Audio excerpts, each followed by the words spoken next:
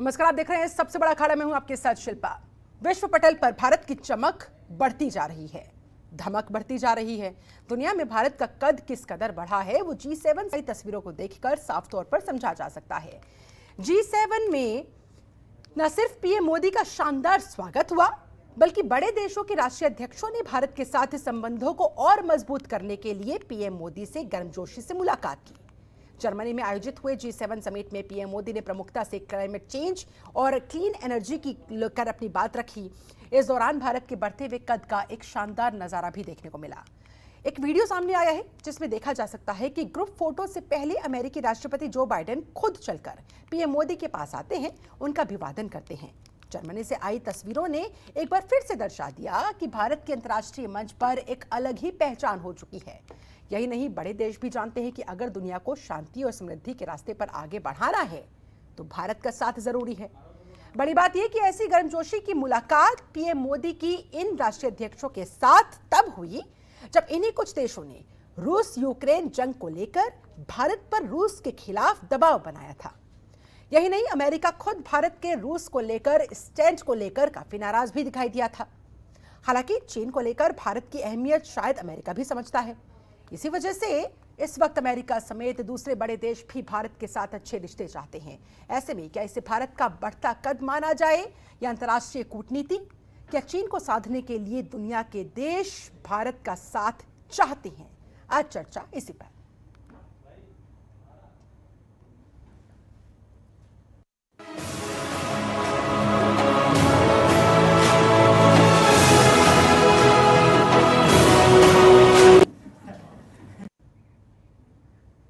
तो जर्मनी में G7 summit से जो तस्वीरें निकलकर सामने आई, जाहिर सी बात है बहुत सारे सवाल ऐसे खड़े होते हुए कि वाकई में अंतर्राष्ट्रीय स्तर पर भारत का कद जो बढ़ता जा रहा है, जो इन तस्वीरों में जाहिर भी हो रहा है, वो किस तरफ आगे इशारा करता हुआ। हमारे साथ इस समय खास पैनल जुड़ चुका है। जल्दी से मैं पैनल का तारुफ आपसे करवा देती हूं। बीजेपी प्रवक्ता वैभव अग्रवाल जी हमारे साथ जुड़े हुए हैं, बहुत स्वागत है सर आपका। विदेश मामलों के जानकार हमारे साथ इस समय रघुवंश सिन्हा जी मौजूद है, बहुत स्वागत है आपका। वरिष्ठ पत्रकार डॉक्टर सुनील कौशिक हमारे साथ उपस्थित है, बहुत स्वागत। और थोड़ी ही देर में राजनीतिक विश्लेषक डॉक्टर इंदुकांत जी भी हमारे साथ जुड़ जाएंगे। सबसे पहले आप सभी खास मेहमानों का बहुत बहुत स्वागत करती हूँ। चर्चा की शुरुआत वैभव अग्रवाल जी आप ही के साथ। G7 से वो तस्वीरें वाकई में हर हिंदुस्तानी को गदगद कर जाती है। जिस तरह से फ्रांस के राष्ट्रपति के साथ बैठकर चाय पर चर्चा करना, या फिर अमेरिकी राष्ट्रपति जो बाइडेन का तमाम वर्ल्ड लीडर्स को नजरअंदाज करते हुए पीछे से आना और पीएम नरेंद्र मोदी के कंधे पर हाथ रखना, उनसे इस तरह से बात करना, ये किस तरफ इशारा करता हुआ सर? भारत का कद, भारत की साख कहां से कहां पहुंचा दी गई, क्या कहेंगे आप? आप सही कह रही हैं, बिल्कुल। मतलब मेरे पास तो शब्दों की कमी है इस समय, क्योंकि मेरे ख्याल से मोदी जी ने शब्दों की कमी महसूस करवा दी है कि उनका व्यक्तित्व और उनका जो चरित्र है, व्यक्तित्व है, उनके कार्य प्रणाली है, कार्य करने की क्षमता है, और जो लीडरशिप है, वो सभी एक्नॉलेज कर रहे हैं। और ये सभी के ज्ञान है कि भारत एक आज की तारीख में एक बढ़ता सुपर पावर नहीं है। हाँ। भारत एक सुपर पावर बन चुका है। हाँ। और अब यहाँ से केवल आगे तक जाना है। आप देखें ना, G7 के अंदर भारत एक इनवाइटेड गेस्ट है। हाँ हाँ। और तो ये हमें समझना पड़ेगा कि भारत से सभी बातचीत करना चाह रहे हैं, चाहे वो क्लाइमेट चेंज हो, चाहे वो हेल्थ हो, चाहे वो वेल्थ हो। ये तीन मुद्दे जो थे वो G7 समिट के प्राइमरी मुद्दे थे, क्लाइमेट, एनर्जी और हेल्थ। और इन तीनों पे भारत बहुत बढ़िया काम कर रहा है। एनर्जी में अगर अपन अब उठा के देखें, मुद्दे की बात करें, अगर एनर्जी में अगर अपन देखें तो एनर्जी में अपन रिन्यूएबल एनर्जी में काम कर रहे हैं।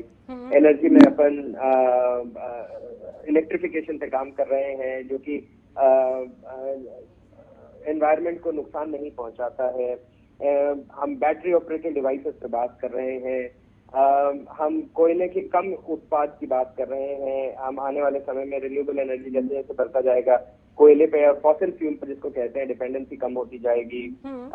एनर्जी में तो ये बात हो गई। हेल्थ में अगर हम देखें तो जहाँ पे पहले 4 एम्स थे, वहाँ पे आज 22-23 एम्स हैं और 4 और बन रहे हैं। तो हेल्थ में हम आगे चल रहे हैं, वैक्सीनेशन में हम सबसे आगे, दुनिया ने हमारा लोहा देखा भारत का वैक्सीनेशन में, जिस तरह से हमने कोरोना को हैंडल किया है। जब पूरी दुनिया, जर्मनी, यूएसए में तो आज तक मृत्यु हो रही है, कनाडा में आज तक मृत्यु हो रही है। लेकिन जो पीएम मोदी का एक व्यक्तित्व है, वो भारतीय होने के नाते व्यक्तित्व है। और मेरे ख्याल से हमें ये चीज देखनी चाहिए कि आज से पहले इस व्यक्तित्व का इंसान हमने कहीं नहीं देखा भारत की लीडरशिप में, भारत के नाम से जुड़ा हुआ। और जहाँ पे पीएम मोदी, मतलब सबके, अभी आपके स्क्रीन पे ही चित्र चल रहे हैं कि जहाँ पे सबके सामने खड़े होके, सारे लीडर के सामने, वहीं पे उन्होंने चुपचाप एक इंडिविजुअल इंडिपेंडेंट मीटिंग भी कर ली फटाफट से लीडर के साथ दूसरी कंट्री के। तो देखो आप, ये लीडरशिप है, ये सामने बढ़ के 56 इंच का सीना है। अब ये इसमें मजाक कितना ही बना लो, मेम कितना ही बना लो, मैं जानना चाहूंगी इस पर और अधिक विस्तार के साथ है रघुवंश सिन्हा जी से, विदेश मामलों के जानकार हैं। ये क्या है सर, ये लीडरशिप है, ये किस चीज का कमाल है जो भारत को इस तरह से आमंत्रित किया गया, इस तरह से ये इज्जत बख्शी गई? सर क्या है इसके पीछे का कारण? फॉरेन पॉलिसी में किसी भी देश का जब ताकत बढ़ता है तो कुछ उसके पैरामीटर्स होते हैं, और भारत का जो सबसे महत्वपूर्ण पैरामीटर आज है वो है उसकी इकोनॉमी। देखिए, अगर कोरोना काल नहीं होता तो अब तक भारत 5 ट्रिलियन इकोनॉमी में पहुंच गया होता। हाँ। और ये लोग अनुमान लगाते हैं कि एंड ऑफ दिस डिकेड 230 तक ये भारत का जो इकोनॉमी है 10 ट्रिलियन इकोनॉमी हो जाएगी। और इस एरिया में आप देख लीजिए, जहाँ तक सिक्योरिटी का चीज है, इंडिया एक तरह से नेट सिक्योरिटी प्रोवाइडर है। ये पूरे साउथ एशिया और बहुत सारे वेस्ट एशिया एरिया में कोई भी डिजास्टर मैनेजमेंट के इश्यूज होते हैं तो जितने भी इस इलाके के देश हैं, इंडिया सबसे फर्स्ट कंट्री है जो कि उनको हेल्प करने के लिए जाते हैं। आज आप एनर्जी सिक्योरिटी आप देख लीजिए, जिस तरह से विश्व का अर्थव्यवस्था बदलते जा रहा है। 40-50 साल में ये जो फॉसिल फ्यूल है उसकी फ्यूचर क्या होगी आज कोई नहीं जानता। तो भारत का जिस तरह से नॉन फॉसिल फ्यूल में, रिन्यूएबल एनर्जी में, सोलर एनर्जी में जिस तरह से हम बढ़ते जा रहे हैं, तो ये सब बहुत सारे इश्यूज हैं जिसके कारण आज भारत का प्रभाव बढ़ते जा रहा है। तो चाहे वो एक बहुत इम्पोर्टेंट देश है क्वाड में, या आज वेस्ट एशिया में एक जमाना था जब हम लोग का रिलेशन जो था वेस्ट एशियन कंट्रीज के साथ, बहुत सारे फैक्टर्स, रिलीजियस फैक्टर्स और भी फैक्टर्स से उसमें इन्फ्लुएंस हो जाते हैं। मगर आज इकोनॉमी एक ऐसा फैक्टर है कि वेस्ट एशिया का जितने भी देश हैं, सऊदी अरेबिया, यूएई, चाहे बहराइन हो या गल्फ कोऑपरेशन काउंसिल हो, जितने भी है वो भारत की तरफ देख रहे हैं, क्योंकि उनकी अर्थव्यवस्था। हाँ।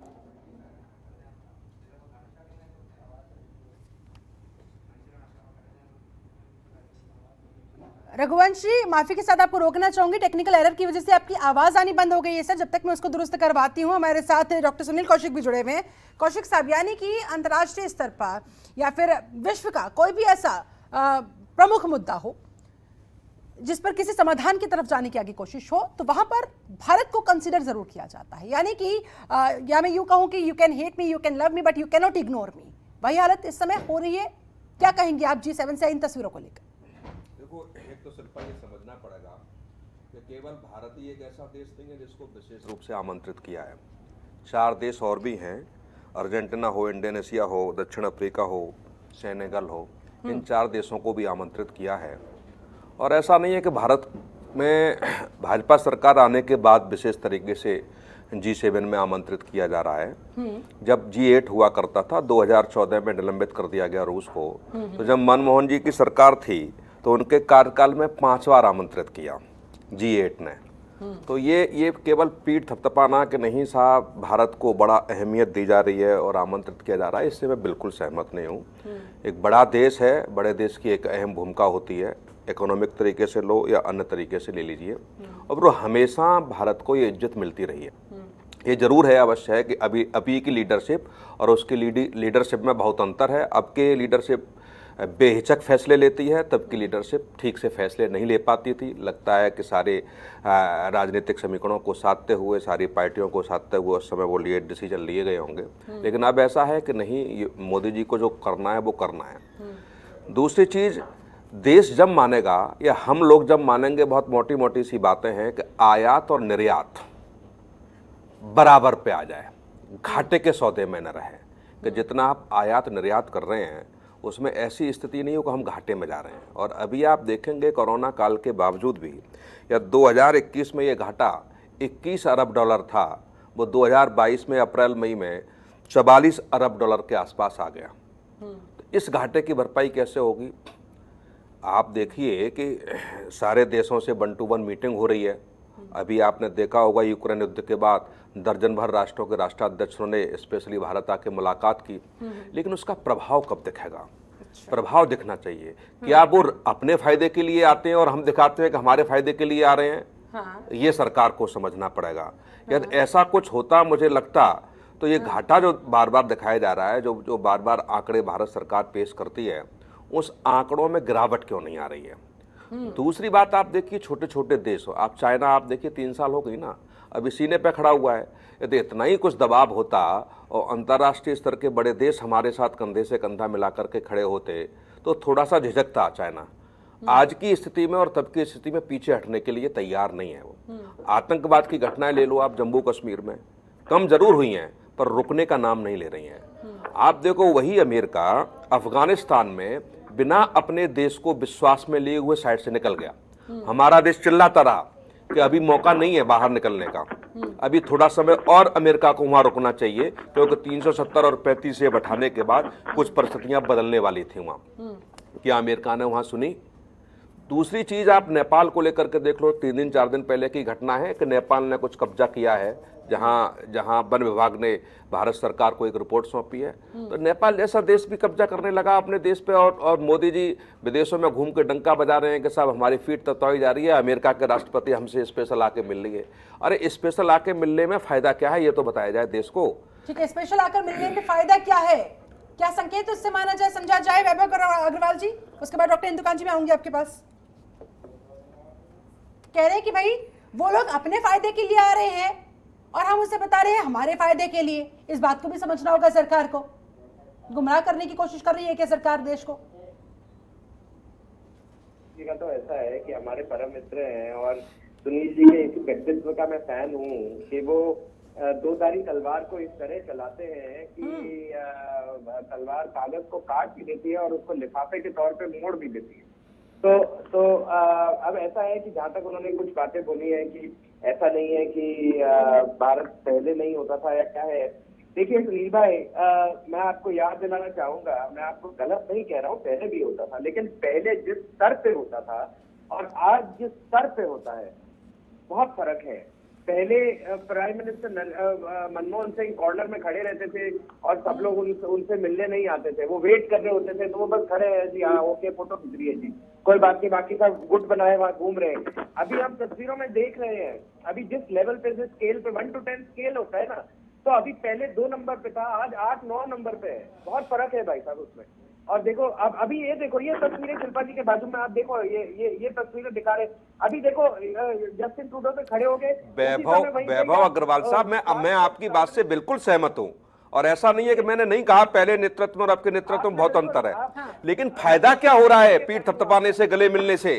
मैं सिर्फ ये जानना चाह रहा हूँ, आंकड़ों में क्यों नहीं नजर आ रहा? वैभव जी, इनका ये सवाल है। फायदा क्या हुआ है? देखिए ऐसा है कि जहाँ तक नंबर्स की बात है, कोरोना के नंबर्स अभी तक हमने एडजस्ट नहीं किए 2019 से बनाम 2022 तक, लेकिन वो एडजस्टमेंट होगी और उसके अंदर मैन्युफैक्चरिंग एक्टिविटी इंक्रीज हो रही है, ओवरऑल इंक्रीज हो रहा है। लेकिन सबसे बड़ा फायदा है ट्रांसफर ऑफ टेक्नोलॉजी और FII, फॉरेन डायरेक्ट इन्वेस्टमेंट जो आ रहा है, FDI जो आ रहा है। और भारत का जब आदमी, शायद आप पिछले 2 साल में आपको मौका नहीं लगा है बाहर ट्रैवल करने का, मैं पिछले 2 साल में करीब 9 बार दुबई गया हूँ, और मैं आपको बताऊं, मैं दुबई और सिंगापुर गया हूँ। मैं आपको बताऊं कि एयरपोर्ट पे जो वेलकम मिलता है आपको, पहले जो होता था, मैं आपसे पहले भी जाता था, लेकिन एयरपोर्ट पे जो वेलकम मिलता है आज की तारीख में, वहां की सिक्योरिटी आपको परेशान, आपको देख के ये नहीं बोलती ओ इंडियन, तो अब नहीं बोलते हैं, अब कोई नहीं बोलता, आप बोलता ओ यस यस। मैं आपको बताऊं, दुबई में मेरे को बिना चेक करे लाइन से हटा के आगे निकाल के एंट्री दिला दी थी, और मैं ना तो मेरे पास प्रोटोकॉल था, प्रोटोकॉल पीछे था, ना मेरे पास। मैंने वैभव अग्रवाल साहब मैंने मान लिया कि 9 बार आप दुबई गए और आपका बड़ा सम्मान किया गया बैंड बाजों के साथ। 9 बार में देश को क्या फायदा मिला? या नहीं, सुन लीजिए ना, आपके परिवार को, इष्ट मित्रों को या इस देश को क्या फायदा हुआ? भाई साहब, अब देखो, मेरा बिजनेस इंक्रीज किया, और मेरे जैसे कई हमारे मित्र हैं भारत के जो बिजनेसमैन, जिनको मैं सर वही तो कह रहा हूं, मैं सर वही कहना चाह रहा हूं कि आंकड़ों में क्यों नहीं आ रहा है? अभी भारत सरकार ने यह आंकड़ा पेश किया कि पिछले साल की अपेक्षा इस साल का जो घाटा है, बिजनेस घाटा है, वो डबल हो गया। भाई साहब, वो आप गलत देख रहे हो, आप इसको आइसोलेशन में देख रहे हो। अगर शिल्पा जी सही समझे तो एक डिबेट और रखना आंकड़ों पे, मैं तैयार रहूंगा मेरे आंकड़ों के साथ। मैं आपकी बराबरी नहीं कर सकता, एक तो आप सीनियर रहे, दूसरा आप नहीं, ऐसी बात नहीं है। मैं तो करते हैं, मेरे को तो व्यापार चलाने के लिए भी है, तो मेरे को थोड़ा राजनीति और व्यापार बैलेंस करके चलना पड़ता है। अगर शिल्पा जी मेरे को टाइम दे तो मेरा और आपका 1-on-1 कर लेंगे, कोई दिक्कत नहीं है। ठीक है, लेकिन काफी देर से डॉक्टर इंदुकांत जी भी इंतजार कर रहे हैं, जरा उनका विश्लेषण भी मैं जान लेती हूँ कि उनका विश्लेषण इस पर क्या कहता है, वो किस तरह से देखते हैं। जर्मनी में जिस तरह से मोदी की गूंज देखने को मिली, जिस तरह से वर्ल्ड हेडलाइंस बनी, डॉक्टर इंदुकांत, आप कितना इत्तेफाक रखते हैं? भारत की धमक, भारत की चमक अंतर्राष्ट्रीय स्तर पर जो बढ़ती जा रही है, क्या लग रहा है आपको? सबसे बड़ी बात मैं कहना चाहूंगा, जो अभी कौशिक जी ने बात कही, 2 बातें उन्होंने स्वयं कहा। एक तो उन्होंने कहा कि देखिए, धमक बढ़ी है, मैं मानता हूँ, पहचान बढ़ी है, लोग सम्मान देते हैं, लेकिन इसका देश को फायदा क्या हुआ? देखिए, 2-3 बड़ी चीजें। एक तो हम लोग जर्मनी की बात कर रहे हैं, जर्मनी के बाद आज प्रधानमंत्री यूएई की यात्रा पे, एक शॉर्ट सी विजिट है। और जो अभी फायदे की बात पूछ रहे थे कौशिक साहब, मैं आपको बताना चाहता हूं शिल्पा जी कि पूरी दुनिया में जो व्यापार के पार्टनर्स हैं भारत के, उसमें 3 सबसे बड़े पार्टनर में सबसे नंबर 1 पे है चाइना, दूसरे पे यूएस, तीसरे पे है यूएई। यूएई के लिए हमारा जो आज खुद एक्सटर्नल अफेयर्स मिनिस्ट्री ने जारी किया है स्टेटमेंट कि हमारा जो एक्सपोर्ट है वो लगभग, जो अभी कह रहे थे वैभव जी, $16 बिलियन का है। $16 अरब का एक्सपोर्ट करता है इंडिया यूएई को। और आपको अच्छा लगेगा जान करके कौशिक जी कि अपने एक्सपोर्ट डेस्टिनेशन पे, जहां अभी कुछ दिन पहले नूपुर शर्मा के कथित बयान पे, वहां से कितने तरह के अरब कंट्रीज से, उसमें यूएई भी शामिल था, किस तरह के स्टेटमेंट्स आए थे, किस तरह के बयान आए थे। हमारे राजदूतों को बुलाकर उन्होंने बात की थी और इस पे अपनी आपत्ति दर्ज कराई थी। आज वहीं पे ये घटना हुए अभी 1 महीने भी नहीं बीता है, प्रधानमंत्री का स्वागत करने के लिए जो उनका प्रेसिडेंशियल एयरपोर्ट है, वहां पे यूएई के राष्ट्रपति शेख मोहम्मद बिन जायद अपने पूरे रॉयल फैमिली के साथ जाकर उनका स्वागत किया और इसको शेयर किया है ट्विटर पे प्रधानमंत्री ने। और जो बातचीत हुई है वो बिजनेस के बारे में बात हुई है, संबंधों में जो थोड़ी तल्खी की बात आ रही थी कि इस बयान के बाद तल्खी भी आ सकती है, उसको ठीक करने की बात हुई है। और यूएई, आपको याद होगा कि हमारे देश के पहली बार किसी प्रधानमंत्री को उन्होंने अपना सर्वोच्च सम्मान अगस्त 2019 में दिया था, और इसके पहले की यात्रा जो प्रधानमंत्री की यूएई की थी वो वही की थी इसी सम्मान को लेने के लिए, और आज की यात्रा है। और आप ये देखिए, ये जो फर्क है कि पहले एक तरह से आर्म ट्विस्टिंग की जाती थी देश की, नेताओं की, लोगों की, और आप देखें जर्मनी में म्यूनिख में जिस तरह से अपने भारतीय लोगों से जब मिलने की बात थी, स्वागत करने के लोग गए थे, एक महिला का वीडियो वायरल है, किस तरह से वो भावुक हो गई। उसने कहा कि हमें लगता है कि हमारे सामने भगवान आ गए हैं। वो क्या कोई ऐसा गढ़ा हुआ मामला तो नहीं था। और ये सभी लोग जितने भी विदेशों में है, जो अभी वैभव जी ने कहा, वो ये कहते हैं कि हमारा सम्मान बढ़ गया। और ये जो कौशिक जी ने सवाल उठाया कि देश का क्या फायदा हुआ, अरे देश का इससे बड़ा क्या फायदा हो सकता है कि उसके बिजनेस के जितने भी कारोबार के जो रिश्ते हैं वो प्रगाढ़ होते हैं, उसके बिजनेस इंटरेस्ट सेफगार्ड होते हैं, जो लोग वहां अर्न करके भारत में भेजते हैं उनका सम्मान होता है। और सम्मान ऐसा होता है जैसा पहले केवल अमेरिका के और यूरोप के कुछ सिलेक्टेड देशों का होता था। और जो एक जेस्चर था जिसकी चर्चा शिल्पा जी आपने किया कि अमेरिकन प्रेसिडेंट पीछे खड़े होते हैं और मार्क कर करके, इशारा कर करके, पीठ थपथपा करके प्राइम मिनिस्टर का की नजर अपनी तरफ बुलाते हैं और उनसे बात करते हैं। ये जेस्चरिंग देश के लोगों के सम्मान को बढ़ाता है और अल्टीमेटली इससे अपना बिजनेस और अपने जो बिजनेस इंटरेस्ट हैं और बिजनेस करने वाले लोगों का सम्मान और उनके देखिए जो भी उनके काम होते हैं, जो उनके बिजनेसेस होते हैं, उनके प्रति उस देश का रुझान और रुख, अधिकारियों का रुख, जब बड़े नेताओं में इस ढंग के संबंध होते हैं तो वो प्रोटेक्ट करते हैं, जो वैभव जी कह रहे थे उनसे मैं सहमत हूँ। ठीक है, तो कौशिक साहब आपको ऐसा क्यों लगता है कि सिर्फ इमेज बिल्डिंग का काम हुआ है, इमेज बना दी गई, माहौल बना दिया गया? देखिए शिल्पा जी, ऐसा नहीं है कि अमेरिका के राष्ट्रपति ने मोदी जी को पीछे से आकर के कहा कि मैं भी यहाँ खड़ा हुआ हूँ। आप याद कीजिए कि जब राजीव गांधी वहाँ गए थे अमेरिका और जब बारिश हो रही थी तो अमेरिका के राष्ट्रपति ने छाता लेकर के उनको कार से उतारा था और जहाँ कार्यक्रम हो रहा था वहाँ तक खुद छाता लगा के ले गए थे। ये सब देखे हैं बहुत हम लोगों ने, क्या होता है क्या नहीं होता है। लेकिन मैं वही कहना चाह रहा हूँ कि जहाँ देश जा रहा है, मैं ये नहीं कह रहा कि मोदी जी के आने के बाद देश की धमक अच्छी नहीं हुई है, बहुत अच्छी हुई है। और इस देश ने वो भी देखा है कि इस देश के महान लोगों का, जो वरिष्ठ लोगों का एयरपोर्ट पर किस तरीके से अपमान होता था, कपड़े उतरवा के देखा है, वो भी हमने देखा है। वो मैं मानने के लिए तैयार हूं कि वास्तव में बदलाव आया है अंतर्राष्ट्रीय स्तर पर, इसमें कोई दो राय नहीं है। ठीक है, लेकिन मैं जो कह रहा हूं कि जिस परिस्थिति से देश गुजर रहा है इस समय, जो सारे राष्ट्राध्यक्ष 1 to 1 करके मीटिंग कर रहे हैं, या जिस तरीके से जो वार्तालाप हो रहा है रख करके, जैसे यूक्रेन और रसिया में चल रहा है, अपने देश की बहुत अहमियत बढ़ी है। लेकिन चाइना को लेकर के आप देखिए, आज पाकिस्तान को लेकर के देखिए अमेरिका ने क्या डिसीजन लिया। हम अमेरिका पे कैसे भरोसा कर रहे हैं? कौन सा डिसीजन अमेरिका ने हमें विश्वास में लेकर के आज तक किया है, एक बता दे कोई।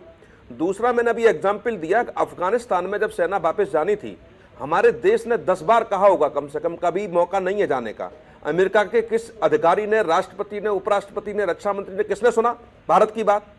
दूसरी बात, आज जो परिस्थिति इस समय है, आप देखिए कि जब जम्मू कश्मीर में 370 हटने जा रही थी, बार बार अमेरिका के राष्ट्रपति कहते थे मध्यस्थता करने के लिए मैं तैयार हूं। मोदी जी ने मुझसे ये कहा, वो तो अच्छा है, बड़प्पन के नाते मोदी जी ने कोई बयान नहीं दिया। मैं उस अंतर्मन की बात कर रहा हूं। मैं ये नहीं कह रहा कि ये तो देश का जब समर्थन किसी राजनीतिक दल को होता है भरपूर तरीके से, अपने आप ताकत आती है। आप कांग्रेस में इंदिरा गांधी के जमाने को देखिए, आज वही माहौल है, ऐसा नहीं है।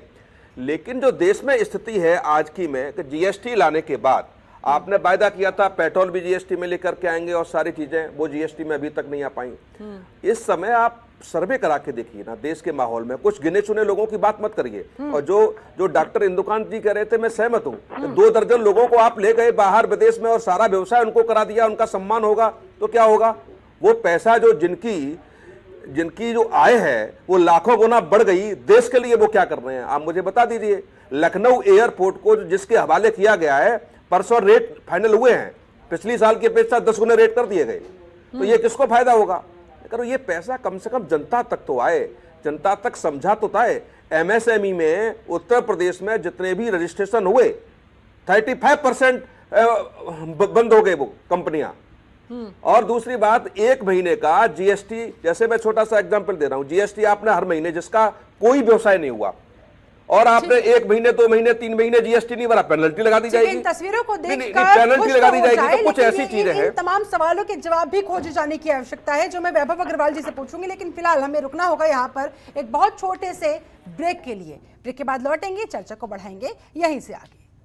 ब्रेक के बाद बहुत स्वागत है आपका। चर्चा हो रही है, क्या वाकई में विश्व पटल पर भारत की धमक बढ़ती जा रही है? भारत का कद अंतर्राष्ट्रीय स्तर पर बढ़ता जा रहा है, क्योंकि G7 समिट से जो तस्वीरें हमने देखी वो कुछ इसी तरफ इशारा करते हुए। चलिए, अच्छी बात है, खुश होने की बात है, गर्व करने की बात है, लेकिन बहुत सारे तार्किक सवाल यहाँ पर कौशिक साहब ने उठाए। उनके जवाब में वैभव अग्रवाल जी सबसे पहले आपसे लूंगी, उसके बाद चर्चा में बढ़ेंगे आगे। मैं अपने शब्दों का चयन करना चाह रहा था और देखिए सुनील जी ने मैं इसीलिए उनके साथ बड़े मजे से डिबेट करता हूँ और हमारा हमेशा बड़ा भारी तौर पे विचारों का आदान प्रदान होता है और मजा आ जाता है। लेकिन मैं इनको याद दिलाना चाहूंगा कि जब Rajiv Gandhi United States of America में बिल क्लिंटन के पास जाके, ये बिल क्लिंटन वाली बात या जॉर्ज बुश वाली बात कर रहे मेरे ख्याल से, जब जाके वहां पे उनके खाते में संरक्षण ले रहे थे, तब वो वहां पे देश का सम्मान दे रहे थे। मोदी जी आजकल जाके विदेशों में जाके देश का सम्मान ले रहे हैं, बहुत फर्क है। हम लोग उस समय यूएस से असला खरीद रहे थे, हमारी फॉरेन पॉलिसी का पता नहीं था, हमारी कोई कुवैत का उस समय बड़ा मुश्किल से हमने मारामारी करी थी। मुझे याद है मेरी मासी कुवैत में थी उस समय। तो ये सारी चीजें जो है, ये वही बात है कि मैं शिल्पा जी को कंपेयर कर दूं डॉक्टर इंदुकांत से। दोनों अपने आप में एक दो बहुत ही कुदरत की बनाई हुई मूर्तें हैं। कंपैरिजन नहीं हो सकता, सिचुएशन ही नहीं है। तो ये नरेंद्र मोदी को राजीव गांधी के व्यक्तित्व नहीं, मैं कंपेयर नहीं कर रहा, नहीं आप गलत लेंगे। मैं कंपेयर नहीं कर रहा, मैं तो ये कह रहा हूँ वैभव साहब, इस देश में ऐसी तस्वीरें देखिए, इस देश में मैं तुलना नहीं कर सकता, न मैं करना चाहता तुलना। मैं ये कह रहा हूँ कि ऐसी तस्वीरें इस देश ने बहुत सारी देखी हैं, ऐसी तस्वीरें इस देश ने बहुत सारी देखी हैं, मैं उस पर नहीं जाना चाह रहा। ठीक है, मैं सिर्फ ये कहना चाह रहा हूं कि जो देश इस समय परिस्थिति से गुजर रहा है उसके लिए क्या, मैं तो आहत हूं इस बात को लेकर के। व्यक्तिगत तौर से मैं मोदी जी की तारीफ करता हूं, आपकी सरकार की तारीफ करता हूं, लेकिन जो आंकड़े इस समय आ रहे हैं, आप देखिए कि जो घाटा, बिजनेस घाटा जो है वो दुगना हो गया 2021 से 2022 आते आते।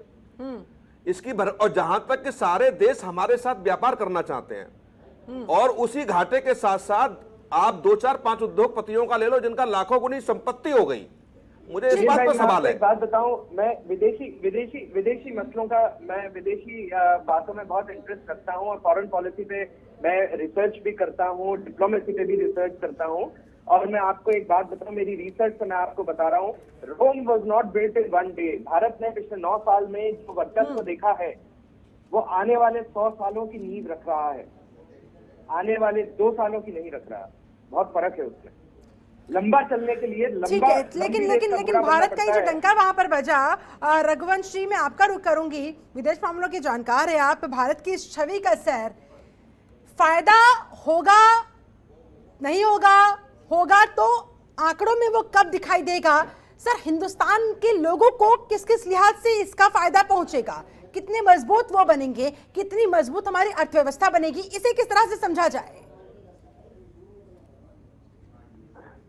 विदेश मामला जो है वो ऐसा नहीं है कि कोई हाथ मिला लिया तो उससे आपको इमीडिएट कोई इम्पैक्ट हो जाएगा या इमीडिएट इन्वेस्टमेंट हो जाएगा। ठीक बात। ये एक प्रोसेस है।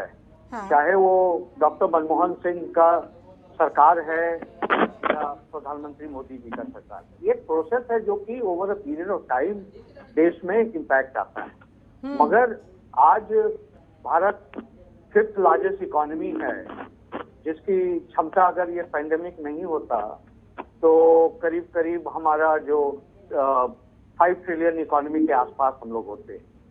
ये दशक के अंत तक ये कहा जा रहा है कि भारत आसानी से 10 ट्रिलियन इकोनॉमी बन सकता है।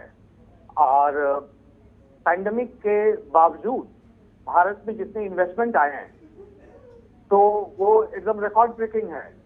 और आप देखिए आज की विदेश मामलों में केवल आप इकोनॉमिक एंगल से मत देखिए, जो भारत का जो बढ़ता हुआ प्रभाव है, इन्फ्लुएंस है, वो दूसरे फील्ड में भी है।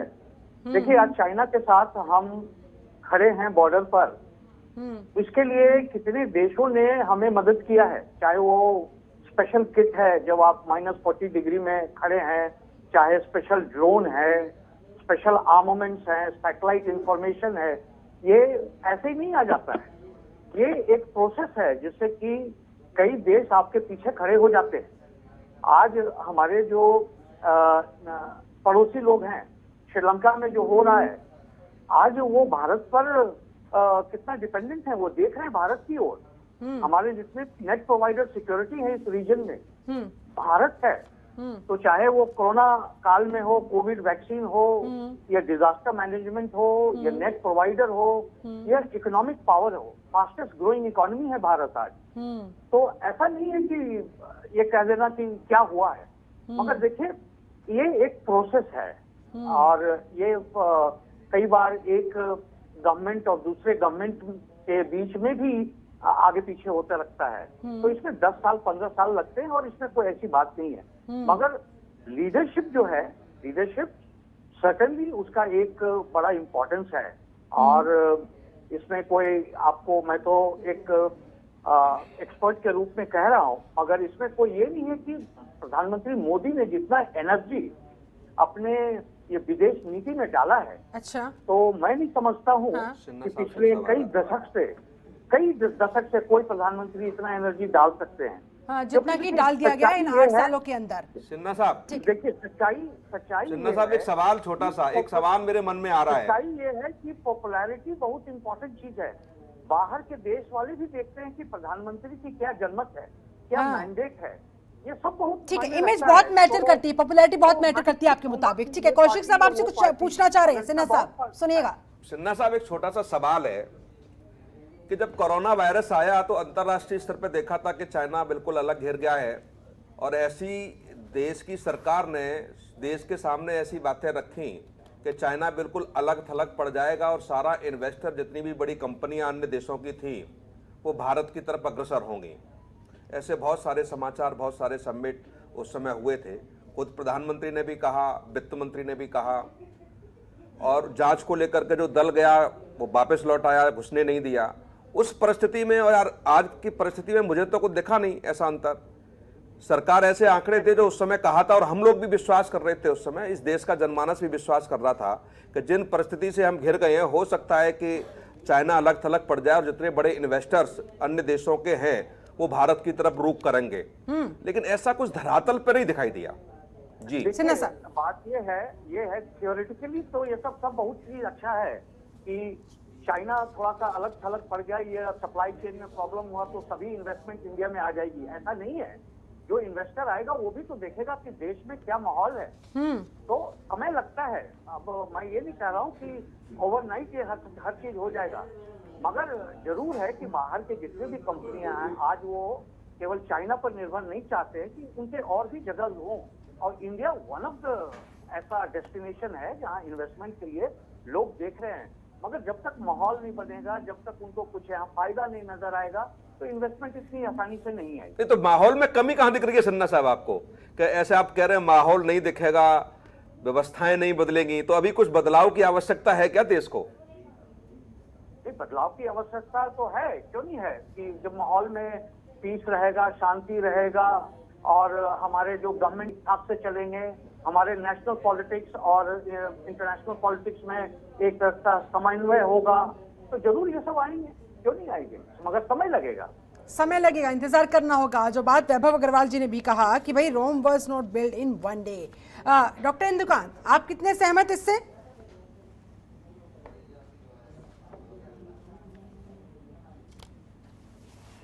डॉक्टर इंदुकान, क्या हम उस तरफ अग्रसर हो गए हैं? मेरी आवाज आप तक पहुंच पा रही है सर? जी मेरी आवाज आ रही है सर, अब बोलिए प्लीज। जी मैं 2-3 बातें कहना चाहता हूं। जो वैभव जी ने कहा था कि Rome was not built in a day, that is true. और जो अभी सवाल उठा रहे थे कौशिक साहब, उन्होंने बहुत सारी बातें अच्छी कही, और उनके सवाल भी ये बहुत अच्छे हैं, जिसके कारण ये डिस्कशन बहुत एनरिच भी हो रहा है। मैं 2-3 चीजें कहना चाहता हूँ उनके ध्यान में लाने के लिए और आपके दर्शकों के लिए। देखिए कैसे इंडिपेंडेंट अपनी जो डिप्लोमेसी होती है और फॉरेन पॉलिसी होती है, और उसका जब कद बढ़ता है देश का, तो उससे कितना फायदा होता है। आपको याद होगा 15-20 साल पहले, 25 साल पहले इन्होंने इंदिरा गांधी के युग की बात की, राजीव गांधी जी, नरसिंह राव जी। आपको याद होगा कि एक परमाणु परीक्षण करने के लिए भारत बार बार अपने फैसले बदलता रहा, और ये चीजें एकदम ओपन सीक्रेट है कि अल्टीमेटली नरसिंह राव जी की सरकार में भी एक बार फैसला हुआ कि हम करेंगे, लेकिन अमेरिका का प्रेशर आया और वो नहीं कर पाए। और वही जब वाजपेयी गवर्नमेंट बनी केंद्र में 1998 में, उन्होंने पहला जो बड़ा काम किया वो ये तय कर गए कि देश को स्ट्रॉन्ग करने के लिए, भारत के डिफेंस को स्ट्रॉन्ग करने के लिए हम करेंगे परमाणु परीक्षण, और सीक्रेटली किया। लोगों को परीक्षण करने के लिए के पहले भनक तक नहीं लगा। ये होता है रणनीति का और देश के नेतृत्व की क्षमता में फर्क था। और दूसरा, अभी हाल फिलहाल में देखिए, एक छोटा सा सवाल ले लीजिए डॉक्टर साहब। कारगिल युद्ध में जब देश की सेना आगे बढ़ने लगी तब किसके दबाव में वापस आई? मैं अपनी बात करके आपको बताता हूं जो हमें जानकारी है। देखिए, अभी इस समय यूक्रेन की बात हो रही है, यूक्रेन युद्ध हो रहा है। इस समय दुनिया में कुछ दिनों पहले कोरोना की जो स्थिति थी उसकी चर्चा हुई।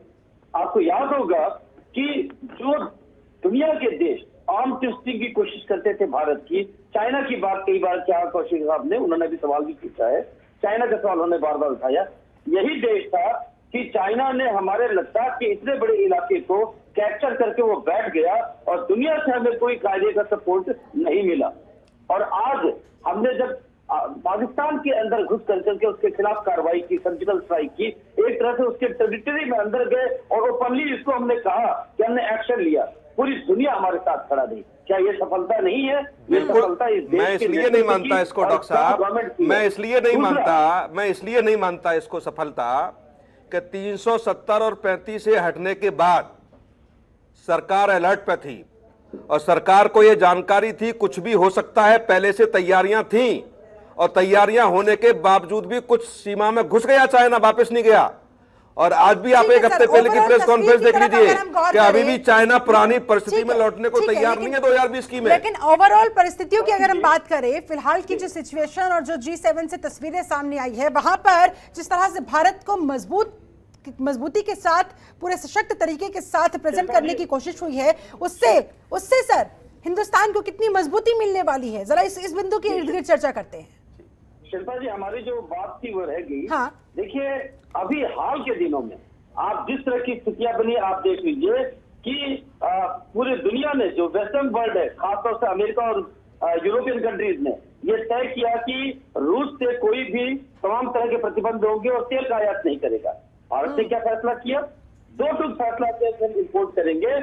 और हमारे विदेश मंत्री क्या बिना मजबूत सरकार के संभव था? उन्होंने दो टूक कहा और सारे वेस्टर्न कंट्रीज को, जहाँ ब्रिटेन के अभी चर्चा कर रहे थे कौशिक जी, ब्रिटेन के प्रधानमंत्री स्वयं आए, डेनमार्क में भारत के प्रधानमंत्री गए, वहां के राष्ट्रपति, प्रधानमंत्री, तमाम लोगों ने, जितने भी स्कैंडिनेवियन कंट्रीज थे, उन्होंने क्या कहा कि भारत से उम्मीद करते हैं कि वो हमारे प्रतिबंधों में हमें सहयोग करेगा और यूक्रेन की मदद करेगा। भारत ने दो टूक कहा कि हमारे हित में जो चीजें होंगी हम उसके हिसाब से चलेंगे। और आज के देश में और आज से 10, 15 साल, 20 साल पहले के देश में ये फर्क है कि हमने तय किया कि रूस से अपने भारत के इंटरेस्ट में हम तेल का आयात करेंगे और कर रहे हैं। और किसी भी देश के दबाव में ये बात नहीं रुकी और रूस ने भी इस चीज को अप्रिशिएट किया है, भारत की नीति को। बिल्कुल, कुल मिलाकर कौशिक साहब, ये भी फिर जरूरी हो जाता है कि देखिए, अपने दुश्मन देशों को ये संदेश पहुंचाना कि नए भारत की नई तस्वीरें हैं, संभल कर रहना। देखो शिल्पा जी, रघुवंश सिन्हा साहब जानते होंगे कि बहुत सारे तरीके, कूटनीतिक तरीके से फैसले लिए जाते हैं और जब मीडिया के सामने हम लोग आते हैं तब कुछ और कहते हैं और पीछे के पर्दे में कुछ और तय होता है। बहुत सारी चीज़ें ऐसी होती हैं जो सिन्हा साहब जानते होंगे कि कहीं नहीं जा सकती टीवी चैनल्स पे या मीडिया के बीच में, क्योंकि व्यक्तिगत रूप से ब्यूरोक्रेसी के लोग हैं, मेरी भी दोस्ती है, वो भी बताते हैं सारी चीज़ें। तो ऐसा नहीं है कि जो चीज़ें दिखती हैं वो होती हैं या जो होती हैं वो दिखती हैं। बहुत सारी ऐसी होती है और जो परिस्थिति इस समय है अंतर्राष्ट्रीय स्तर पर, कूटनीतिक तरीके से अच्छी चीज़ें हो रही हैं, लेकिन कई जगह हम धराशायी हुए हैं। और यूक्रेन चाइना को लेकर के जो चीज़ें आ रही हैं, अमेरिका और अन्य देश भी नहीं चाहते थे कि भारत हमारे साथ इसमें खुल के आए, क्योंकि यदि हम तेल न खरीदते या हमारे संबंध रसिया से ठीक न होते तो हो सकता है कि चाइना और रसिया का गठबंधन जो था वो और मजबूत होता और एक दूसरे के ऊपर डिपेंड हो जाते। क्योंकि चाइना का आयात और निर्यात की अब बात देखेंगे रूस के साथ, ठीक है, तो हमारे देश की अपेक्षा बहुत ज्यादा है। तो मैं ये कहना चाह रहा था कि जो कूटनीतिक तरीके से निर्णय लिए जाते हैं, जनता के सामने बातें कही जाती हैं, पॉलिटिकली बातें कही जनता को जाती हैं, एक फायदा तो निश्चित तौर पर पहुंचने वाला है। कौशिक साहब, आप इससे एग्री करेंगे कि जो ओडीओपी के थ्रू वहां पर जो गिफ्ट्स दिए गए हैं, वन डिस्ट्रिक्ट वन प्रोडक्ट के, सर जो लगातार हम तस्वीरें दिखा भी रहे हैं, किस देश के राष्ट्राध्यक्ष को कौन सा तोहफा दिया गया है, किस डिस्ट्रिक्ट से तोहफा दिया गया है, क्या कुछ खास इसमें है? सर, इसका तो फायदा अल्टीमेटली यहाँ के लोगों को ही पहुंचेगा। नहीं, बहुत सारी शिल्पा ऐसी चीजें हैं। हाँ। ऐसा नहीं है कि सरकार बिल्कुल फेलियर है, बहुत सारी चीजें जो बहुत अच्छी करने जा रही हैं। और वैभव अग्रवाल जी की बात से बिल्कुल सहमत हूं कि बहुत जल्दी चीजें हमें नहीं मिल सकती, लेकिन सरकार को यह भी समझना पड़ेगा कि इस देश में कुछ ऐसा समुदाय भी है जो बहुत दिनों तक वेट नहीं कर सकता। उसको भी आप समझिए कि जो पिछले 2 साल से आधी सैलरी पे काम कर रहा है, बहुत लोगों की नौकरियां चली गई, बहुत सारे लोगों के बैंक बैलेंस जीरो हो गए, बहुत सारे लोगों का जो घर में आभूषण होते हैं सब बिक गए। तो ये समझना पड़ेगा सरकार को, उधर भी थोड़ा सा ध्यान देना पड़ेगा। मैं ये नहीं कह रहा कि सरकार फेलियर है, लेकिन थोड़ा सा मध्यम परिवार को कोरोना काल में कुछ नहीं मिला। हाँ। आप क्या करेंगे? बार बार स्कीमें या तो नीचे की आती हैं, ऊपर की आती हैं, मध्यम हाँ। के लिए कुछ आता ही नहीं। हाँ। तो कब तक? तो आखिर में वैभव अग्रवाल साहब कर रहे हैं, ठीक है 25 साल बाद 30 साल बाद होगा, अब उसमें से 20% लोग रहेंगे ही नहीं। आप आज नोएडा में देख लीजिए ना, 1 महीने में 100 से ऊपर लोग सुसाइड कर रहे हैं। आप आंकड़े उठा के देखिए, और वो ऐसे परिवार से नहीं है, तो छोटे मोटे परिवार से नहीं है, वो ऐसे परिवार से है जहां हम और आप लोग आते हैं। तो अब ऐसी स्थिति में सरकार को थोड़ा सा समझना पड़ेगा। बहुत अच्छी बात है कि अंतर्राष्ट्रीय स्तर पर कूटनीतिक तरीके से हमारी सरकार आगे बढ़ रही है, जनता सरकार के साथ है। हाँ। ऐसे मुद्दों पर विपक्ष भी कभी कभी मजबूर होता है साथ देने के लिए। वैभव अग्रवाल जी, जनता सरकार के साथ है, लेकिन सरकार को भी अब जनता के साथ आना होगा। सुनील जी की बात में दम है, और आपने जो बोला कि जनता सरकार के पास और सरकार को जनता के पास जाना पड़ेगा, वो भी बात बिल्कुल बोला सच है। लेकिन मैं आपको बताऊं, राजनीति की समझ रखते हुए, आप सबसे ज्यादा समझ रखूंगा मैं राजनीति की, ये बात मैं बोल सकता हूँ अपने लिए। राजनीति की समझ रखते हुए मैं आपको बताता हूं कि 2 तरह की डेमोक्रेसी और वेलफेयर स्टेट होती है। सोशल वेलफेयर स्टेट नहीं है जिसमें सरकार पूर्णतः ये सुनिश्चित करती है या रिस्पॉन्सिबिलिटी लेती है कि सिटीजन को खाना पीना, बिजली, पानी, रहना, कपड़ा मिलेगा। भारत नीति है या वो जो कॉन्स्टिट्यूशनल स्ट्रक्चर है, संविधान का एक स्ट्रक्चर है, फेडरल स्ट्रक्चर है, वो है डेमोक्रेटिक वेलफेयर का। उसको इंग्लिश में कहते हैं क्वासी सोशल वेलफेयर स्टेट। और क्योंकि भारत में जो टैक्सेस मिलते हैं उससे केवल वही सुविधाएं प्रदान करी जाती हैं सरकार द्वारा जो जनता के लिए एसेंशियल सुविधाएं हैं। बाकी सुविधाओं के लिए जनता को स्वयं काम करना पड़ता है।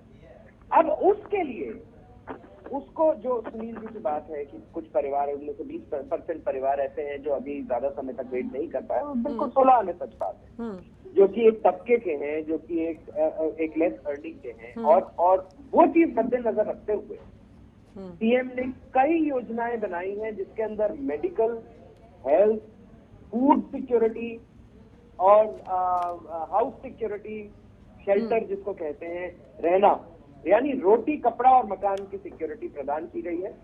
कई ऐसे प्रोग्राम बनाए हैं। कई प्रदेश सरकारें अभी भी ऐसी हैं जो वो इम्प्लीमेंट नहीं कर रही हैं राजनीतिक द्वेष के चलते। गलत बात है। जब जनता के लिए वेलफेयर स्टेट क्रिएट करने की बात आती है, राज्य के धर्म निभाने की बात आती है, तब किसी भी राजनीतिज्ञ को ये समझना पड़ेगा कि वो राजनीति बाद में करे, पहले जनता के स्वास्थ्य का और जान माल का ध्यान रखना होगा। हाँ। और मेरे ख्याल से भाजपा सरकार पिछले 70 साल के कांड को अपन एक बार में तो नहीं खत्म कर सकते। ठीक है सर, लेकिन उसी से तो आहत होकर जबरदस्त तरीके से बार बार आप लोगों पर विश्वास जताया जा रहा है ना, उस फेस पर विश्वास जताया जा रहा है, जिस फेस से इतनी सारी उम्मीदें, इतनी सारी एक्सपेक्टेशंस जुड़ी हुई है कि अब वो होगा जो कभी नहीं हुआ था। इसीलिए सर वो कहते हैं ना, चलिए ठीक है, वो हो भी रहा है, लेकिन अगर जो कौशिक साहब ने बात कही जमीनी स्तर पर भी जन जन तक भी वो लाभ पहुंचे तो फिर कहना ही क्या। चलिए आप सभी लोगों से मैं जल्दी जल्दी फाइनल कमेंट चाहूंगी। सबसे पहले कौशिक साहब, आप ही के पास आते हुए, आप ही का रुख करते हुए कंक्लूजन में आप क्या कहेंगे सर? ठीक है, G7 से बड़ा ऐलान किया गया, हिंदुस्तान पूरी तरह से तैयार है, अंतर्राष्ट्रीय स्तर पर दबदबा बढ़ता जा रहा है, ओडीओपी का डंका बजता दिखाई दिया वहां पर, अब आगे क्या उम्मीद लगाई जाए? नहीं देखो, जिस तरीके से रणनीतिक तरीके से और कूटनीतिक तरीके से अंतर्राष्ट्रीय स्तर पर जो सरकार की दखल बढ़ी है, मैं उसका कायल हूं, इसमें कोई दो राय नहीं है। लेकिन जमीनी स्तर पर देश की जनता के लिए, देश के लोगों के लिए भी सरकार को समझना पड़ेगा और सोचना पड़ेगा। कुछ ऐसे प्रकरण हैं जहां मुझे लगता है कि सरकार जानबूझ करके आंखें बंद किए हुए है। जैसे छोटा सा एग्जाम्पल मैं आपको बता रहा हूं कि जीएसटी चोरी के हर महीने कई हजार करोड़ के मामले पकड़े जाते हैं। सरकार उस लूप पोल को भरने के लिए क्यों तैयार नहीं है? कोरोना काल के अंदर जो 20,000 करोड़ का बार बार कहा गया, वो वहां तक पहुंचा कि नहीं पहुंचा, उस पर सरकार समीक्षा करने के लिए क्यों आवश्यकता नहीं? कह रहे कि अगर कोई सजेशन भी है तो वो भी साथ साथ बता दीजिएगा। मैं वही कह रहा हूं, बहुत सारी समीक्षा करने की आवश्यकता है। कितने कुटीर उद्योग बंद हो गए, उनको कौन सी डोज देने की आवश्यकता है, सरकार के पास सारे आंकड़े हैं और ये थोड़ा सा दुरुस्त करने की आवश्यकता है। मैं छोटा सा एग्जाम्पल बता दे रहा हूं कि नोएडा में कर्मचारी लगभग 5.5 लाख लोग काम करते हैं, ठीक है। और जब कोरोना काल में उनको ट्रेस करने की बात की गई सरकार के माध्यम से, हम लोगों के माध्यम से, तो सरकार के पास 5,500 लोगों के आंकड़े थे, कोई आंकड़े थे ही नहीं सरकार के पास। तो क्या ऐसी कोई व्यवस्था सरकार ने उस चीज को देख करके की है कि भविष्य में ऐसी स्थिति आ जाए?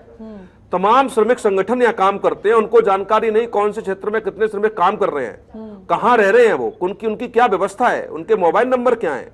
और जबकि सरकार हर परिवार को मेरे हिसाब से 3,000 रुपए पर ईयर स्वास्थ्य के लिए, दवाइयों के लिए देती है फ्री। उन 3,000 जो रुपए मिलते हैं सरकार की तरफ से, उसमें 5,500 लोगों के रजिस्ट्रेशन थे। अब आप ये सरकार को नहीं दिखता क्या, सरकार के अधिकारियों को नहीं दिखता क्या कि जहां 5.5-6 लाख लोग काम कर रहे हैं वहां 5,500 रजिस्ट्रेशन सिर्फ? तो ये छोटी छोटी चीजें हैं। दूसरी बड़ी बड़ी कंपनियां हैं अभी भी, जहां 100 लोग, 80 लोग काम कर रहे हैं, सैलरी पे उनको 10 लोगों को, 8 लोगों को दे रहे हैं। तो ये थोड़ा सा निगरानी करने की आवश्यकता है कि जो एक वर्ग है वास्तव में उसके साथ भी अभी भी अन्याय हो रहा है, ये सरकार इस पर नजर बना के रखेगी। दोस्ती की मिसाल वहां पर पेश की जा रही है, ये जो ताकत वहां पर दिखाई दे रही है सर, ये हमारे देश को कहां आगे ले जाती हुई?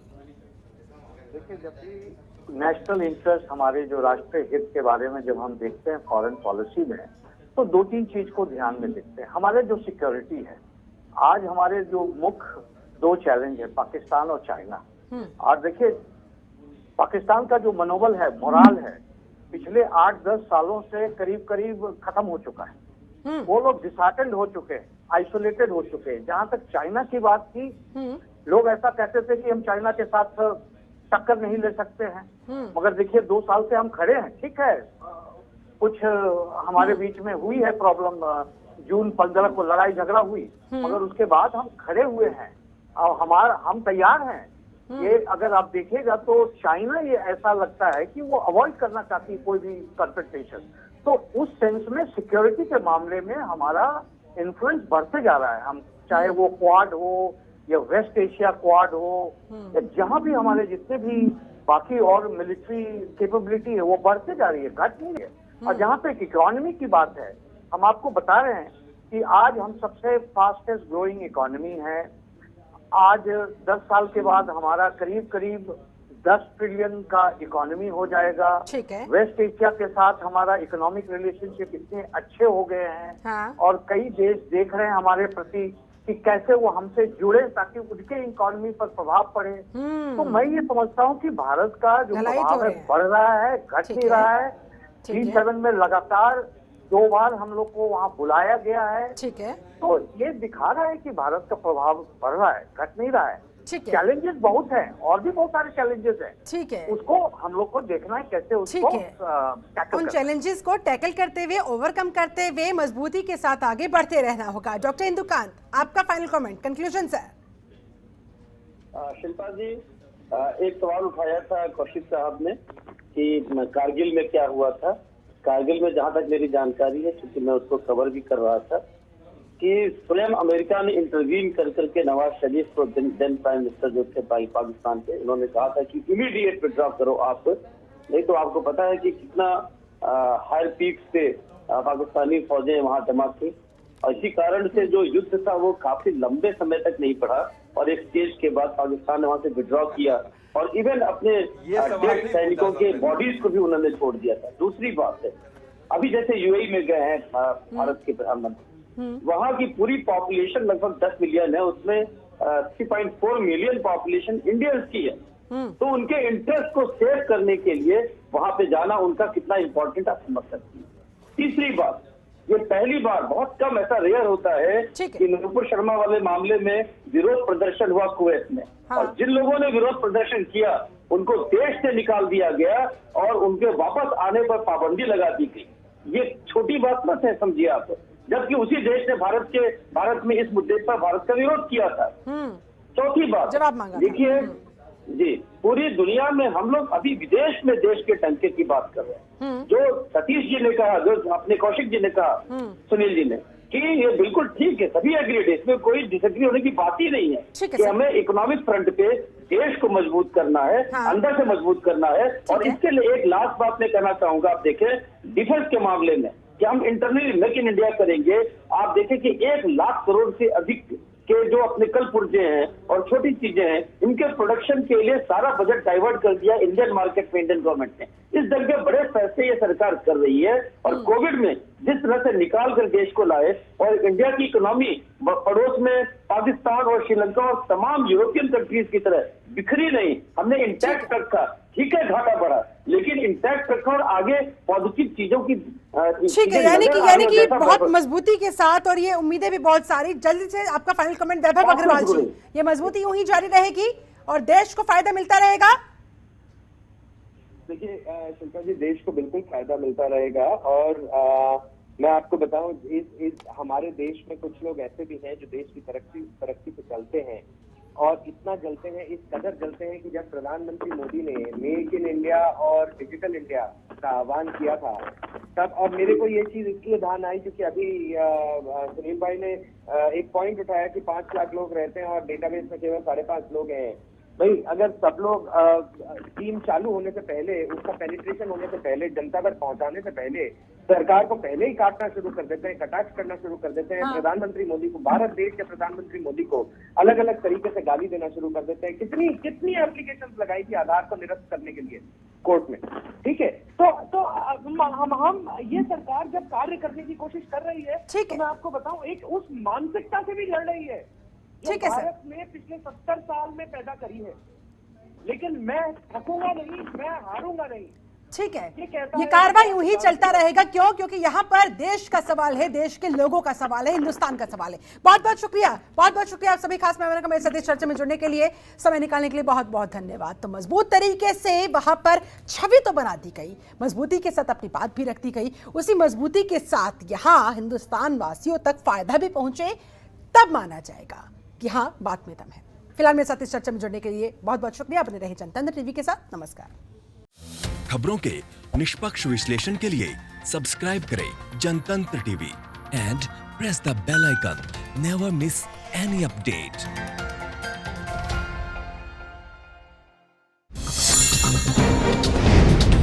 डाउनलोड कीजिए जनतंत्र टीवी ऐप को, जो कि अवेलेबल है गूगल प्ले और ऐप स्टोर पर। अधिक जानकारी के लिए अभी डाउनलोड करें।